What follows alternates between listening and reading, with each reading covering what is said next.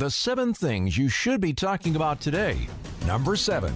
In a hilariously tone-deaf move, which I hope makes its way to Alabama, Minnesota Governor Tim Walz will be leveraging his embarrassing national profile from the 2024 vice presidential run with Kamala Harris into a bunch of town halls in GOP-led districts around the country. Zach Nunn in Iowa, Don Bacon in Nebraska. That sounds delicious. And he will be going to Wisconsin and Minnesota and Ohio as well. Come to Alabama, Governor Walz. Come on. Come on. They're saying that Republican leaders telling people to skip town halls has made this necessary. Yeah, that's fine. Come here and let's do this. Why would Republicans stand in front of a bunch of people to scream at them and call them liars? I don't know. But the media insists that this is something that should happen. It should not happen. But if Tim Walz wants to come here, please, please, please do. Number 6. Hundreds of pro-Palestinian protesters and agitators, let's make sure we call them what they are, terrorist-loving agitators, were arrested. Well, they were protesting. Dozens were arrested after skirmishes with the New York Police Department outside Gracie Mansion in City Hall Park on March 11th. That would be a couple days ago. They were arrested as they rallied for Mahmoud Khalil. This is the former Columbia student and legal U.S. resident detained by ICE for his role in anti-Israel protests. Yes, Democrats have somehow found a person that is incredibly unlikable with a stupid message and said, that's the guy we're going to rally around. A guy who was distributing pro-Hamas flyers and bothering Jewish students on campus. They want to deport him.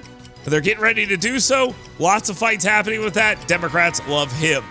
Number 5. A mistrial was announced in Grove Oak, Alabama, after 7 days of deliberation left jurors hopelessly deadlocked in the homicide case of Keith Sullivan, who shot Greg Bagwell dead on his porch at 2 a.m. on May 8th, 2023. I'd been following this story. It was a self-defense story. I thought it was pretty clear that it was stand your ground. And a lot of people were like, well, Dan, how come you didn't talk about this? Because this story was already moving in the right direction. The stand your ground defense, I think, was pretty clear. And if they had, I can't believe they even charged him personally. That's a problem that I have with this.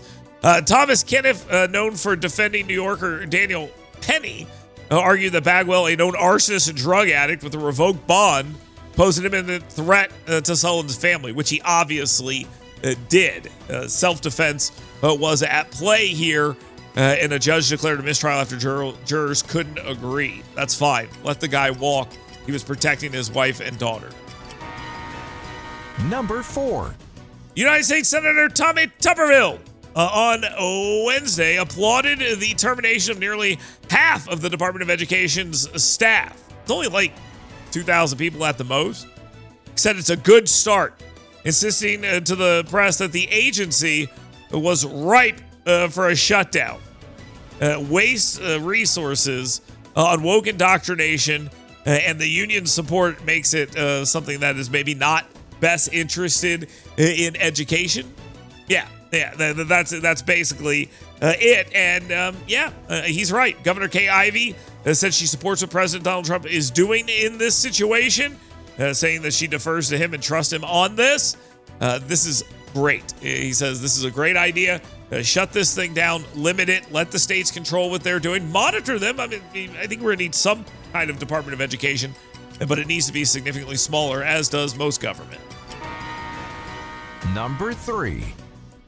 State Representative Mac Butler has been a very busy boy lately, no question. He reintroduced a bill to prohibit K-12 discussions on gender identity and sexual orientation, stating that adults are intentionally sexualizing children, which they absolutely are, with pronouns and pride flags. Stancy says mirrors Trump's executive order, and House Speaker Nathaniel Ledbetter is on board with this as well. Senator Keith Kelly is pushing this in the Alabama State Senate, so it looks like it has some support, but that's not the only thing he's working on. He also is aiming to rein in the Magic City Acceptance Academy. Their pro-LGBTQ focus, I would argue, is against Alabama law, and he wants to slash their funds, arguing, quote, the power of the purse end quote, will force compliance where other efforts failed. That right there is a great idea. Another bill? Ready for this? No more spending of public money on vaccine ads. Love that. Number 2. Senator Tommy Tuberville again. Yes, speaking on Fox Business, likened the hardship Americans will face from President Donald Trump's escalating tariff wars to the pain felt by football players under his tutelage. No pain, no gain. That might be something that you might hear the coach say.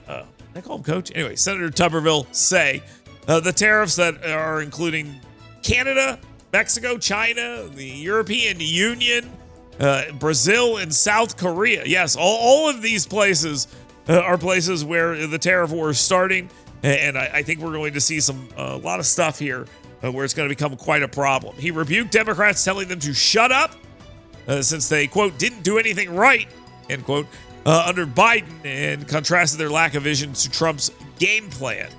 So there's a lot of stuff going on here with this, but he's saying there's going to be some pain. He's probably right. And now time for the number 1 thing you should be talking about today. Government shutdown, baby! Yeah!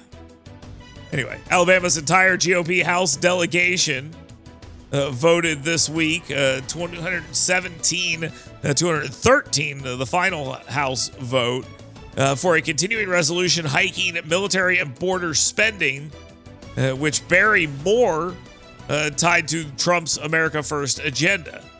Terry Sewell, a Democrat from Birmingham, slammed it as reckless. And again, all Republicans voted for it. Terry Sewell and Shamari Figures voted against it. Says it slashes research and housing. This is the lone Democrat yes vote was from Jared Golden, a Democrat from, I believe, Maine. Senate Minority Leader Chuck Schumer yesterday made it very clear that Democrats, they're not getting behind this. He torpedoed the bill's chances by refusing the 8 Democratic votes needed to pass against a 53-seat GOP majority, minus Rand Paul's no vote because he's a fiscal hawk, saying he's not going to do it. And those Kentucky guys, they're going hard here with Thomas Massie and Rand Paul. But either way, here's what's happening. Doesn't really look like they have the votes to get this thing done. So we could have a shutdown, a government shutdown, by Friday at midnight. That's a real possibility here, folks. And I got to tell you, do people want that? Do people want a government shutdown? Or are they okay with that? Are they going to push for that? Are they going to be all right with that? And if they are, what are going to be the consequences of that? Personally, just level of consistency here for me. I like to believe that I'm a somewhat consistent human being. Let's see what happens. That's it. I think we should see what happens here. Let's go ahead and shut down the government if you can't get to a good plan. Chuck Schumer says, I have a CR that we passed on April 11th, and we should push that. House Democrats apparently are worried about people folding. There's a lot of question about what's going to happen here. John Fetterman is kind of waffling, and some others are open to a deal, but the base is pressuring them to vote no and shut the government down. So that is what they are working on doing. And I'll tell you, I don't hate it. I don't hate it. If they can't continue where they're at and get to a better plan, I think we just need a little bit of pain. Going back to Tommy Tuberville's statement, sometimes you got to have a little bit of pain. Maybe this is one of those situations. Maybe we need to break the habit of just kicking the can down the road all the time. That's not the right thing to do. That's not the right way to run the government. It's not the right way to run anything. But that's what we've done. So maybe a government shutdown's good in this situation. Maybe you agree, maybe you don't. I know there's a lot of people working for the federal government that care very much about this. There's one of those annoying people inside my home. So I know that is a real concern with these people. So we'll see exactly what happens here. But a government shutdown could happen on Friday, but it's not a done deal yet. Democrats, some are wavering and waffling. We'll see where they all go. We'll also see where you go with your questions today for 10 with him. You can obviously get those in here right now at 205-545-9950. You can talk or text right there. Do you want Tim Walz coming to North Alabama? Do you want Tim Walz coming to Birmingham? Do you want Tim Walz coming to Montgomery, where this show is heard on a bunch of different radio stations? Do you want Tim Walz in Alabama as well at all? I kind of do. I'll just be completely honest. I think it would be rather funny, but we'll see what happens. He's the wrong guy to send out there. I don't know who the right guy is. Who do you think the right guy for Democrats to send out there and do town halls around the country might be? Is it John Fetterman? It could be. It could be. We'll continue this conversation. Tori will be with us a little bit later as well. Keep it locked right here. It's the fastest hour of radio anywhere on your radio dial. You're listening to News and Views with Dale Jackson.